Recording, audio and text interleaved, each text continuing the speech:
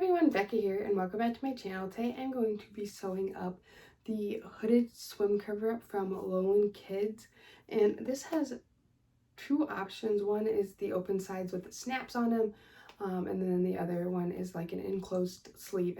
That is the version that I am actually going to be sewing up for you today. It's a relatively simple and quick pattern.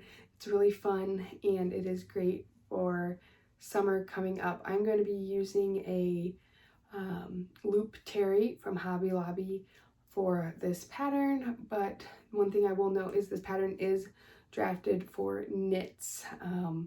There were a lot of people who were wanting to do a upcycle from a towel, which went through my head as well. But the hood, if you do it from a towel, there's usually not stretch in a towel in that material. The hood is not going to fit as it's written in the pattern, so you may need to make some adjustments for that. That is just one thing I wanted to note before we got started and before you decided what fabric you're going to use for this pattern. So now let's get into it.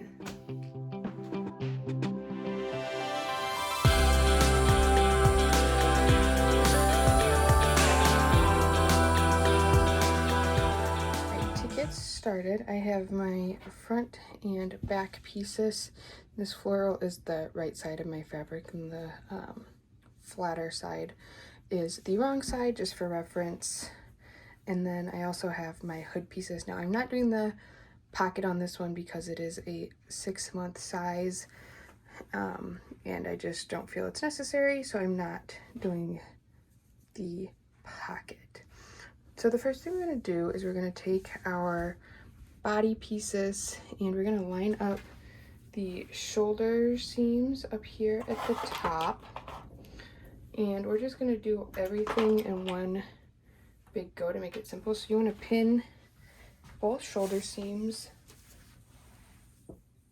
along here and line those up, and then we're also going to pin down both side seams, which is then almost done. This is actually a pretty quick sew. So then you're just going to line up your pieces here and work all the way down to your hem. And I really won't waste the time doing this side, but you're just going to sew each shoulder seam and then down each side seam at 1/4 inch seam allowance, and I'll be back. Once you have sewed those, it's gonna look like this. And like I said, it's basically done. The body is, because written in the pattern is to leave these raw. You definitely could fold them up and hem the bottom and the sleeves if you wanted. You could just fold them over, but you really shouldn't need to unless for some reason your fabric is really fraying. But I would make sure if you did serging that you tie off your edges here and make sure that they're all tight, or you could fold these over and tack them down on your sewing machine, or pull them through with a yarn needle, pull your tails through so it doesn't come on done. But then the next thing, while we have the body, what you're going to do to finish the raw edge is you're just going to sew. I just do a straight stitch because there's enough room here, it doesn't really matter.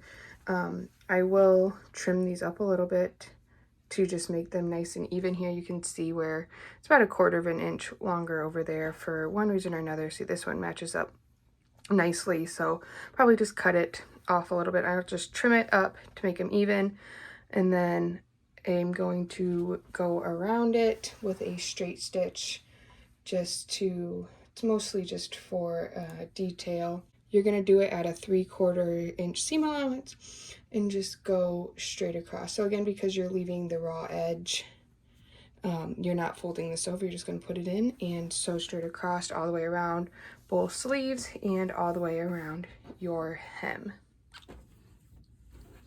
Alright, so I went ahead and just did 2 different things on the sleeves. So this is just a regular straight stitch, and that means it's not going to stretch but this hole is so big it's not really going to make a difference. But you also really can barely see it, especially in this textured fabric. This is, like I said, purely decorational, so you could leave it off if you wanted. But then I also did go ahead and I did a triple straight stitch, which then does stretch. And you can see this one a little bit more just because of the thickness of the stitch, but it's still, you can't really see it. And then the bottom I just went ahead and left raw. And here's the difference. So if you're using a textured fabric like this, you're probably not going to see it, so you really don't even have to do it, but I just wanted to go through it and show you guys what it looks like. The next thing we're going to do is we're going to put our hood together. So we're going to lay it like so with right sides together, and we're going to match up the back portion, the back slash top, which is this curve here.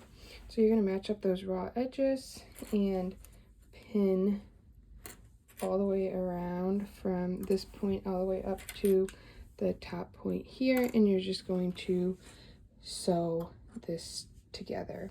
And then if you're doing your serger and you want to finish this edge while you're at it, you can go ahead and serge that raw edge after you sew this together. I am not going to, just because I'm using white thread. I didn't change my thread and I don't want to see those serger seams, so I'm just going to be leaving this raw edge here, but you're definitely welcome to finish that if you would like. So once you sewed this back seam here on your hood, you're going to fold this opening here over 3/4 of an inch and stitch this all the way down and all the way around to this side, and we're folding it wrong sides together and stitching all the way around. So I'm going to go ahead and do that and be back. All right, so once you hem the front of your hood, it's going to look like this. And I just show you, I did go ahead and I did a triple zigzag stitch, which is a stretch stitch. And if you're not familiar with it, it just does 3 straight stitches down and then 3 straight stitches up to make the zigzag.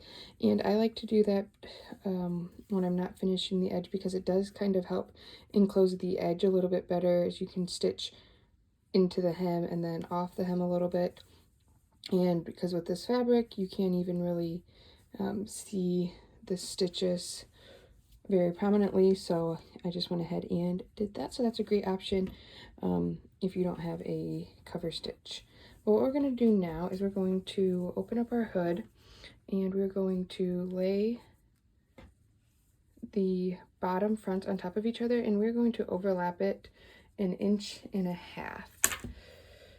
So I'm gonna put this here, 1.5 inches is right there, and then line this up here and pin these together. And then you can baste these together if you would like. It does make it a little bit simpler, so you don't have to worry about them staying lined up, or you can just pin it as is. I'm just gonna leave it pinned here, and then we're going to take our body, and I'm going to take the middle point of my hood here. I'm going to find the middle of my front and line that up and pin that on there. And then I'm going to slide the hood in and find the middle back and then line it up with your back seam of your hood. And if you're doing a larger size, you may want to do 1/4 points as well. Remember that your shoulders are not 1/4 points. So you would just line up here, find that 1/4 point. You can see how it's about 1 inch off, and that is because your front neckline is lower than your back neckline here. So that makes these not equal the distance of your front neckline and back neckline. And then you would just find the 1/4 point of your hood, match that up, and do the same thing on the other side.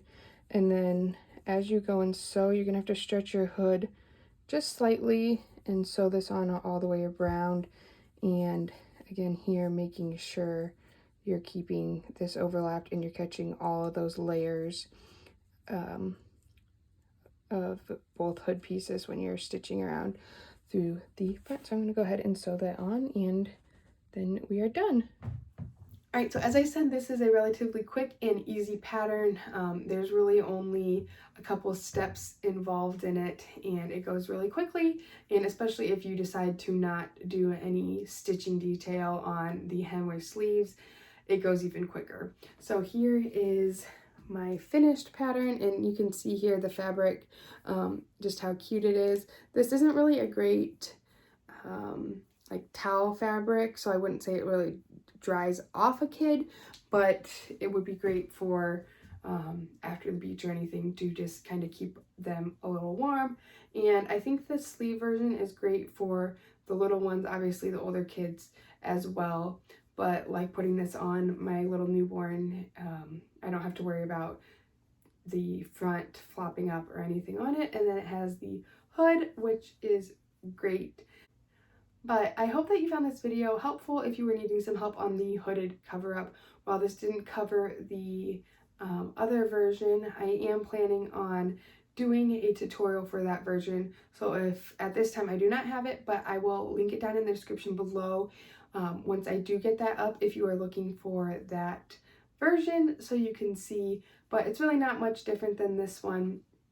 At the end of the day, they're both pretty quick and easy and great for kids of all ages for the summer. But if you have any questions, feel free to leave a comment down below, or you can also find me on Instagram. It's at Sewbex, BEXX, and I would love to answer any questions you have there about this pattern or just anything to chat sewing. I'm all game for. Subscribe to my channel so that you're notified anytime I release a future video. Then you can just stay up to date on everything that I am working on. Thanks for watching. Bye.